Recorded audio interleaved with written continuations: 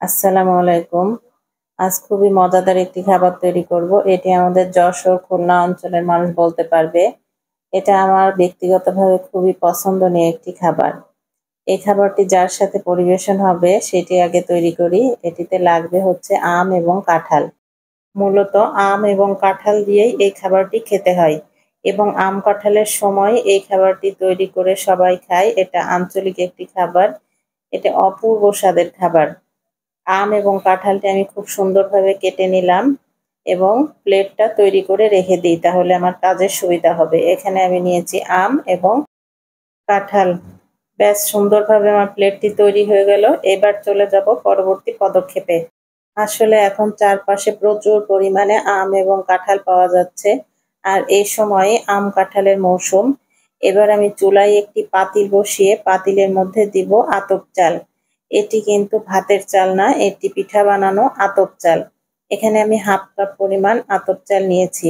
সেই সাথে দিয়ে দিয়েছি এখানে 2 গ্লাস পানি এবং 1 কাপ নারিকেলের দুধ।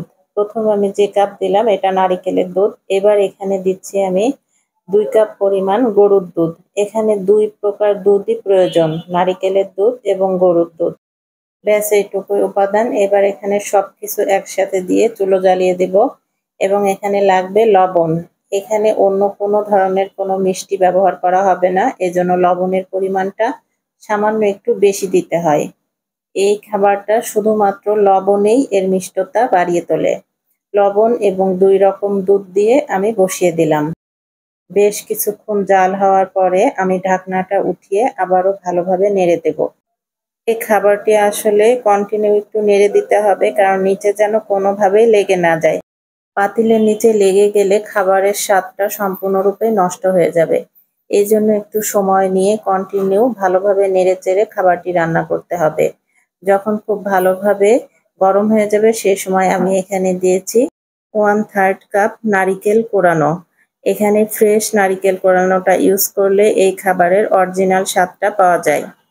আমি এখানে ফ্রেশ নারিকেলটা ব্যবহার করেছি। আপনারাও চেষ্টা করবেন ফ্রোজেন না, এখানে ফ্রেশ নারিকেলটা ব্যবহার করতে। তাহলেই এর অরিজিনাল স্বাদটা পাবেন।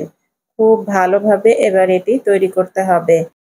কিচ্ছু না, খুব ভালোভাবে সময় নিয়ে একটু অল্প আঁচে জিনিসটা তৈরি হওয়া পর্যন্ত রান্না করে নিতে হবে।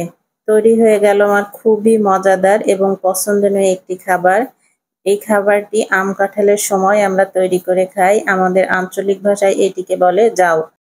এটি শুধুমাত্র আম এবং কাঁঠাল দিয়েই খাওয়া হয়।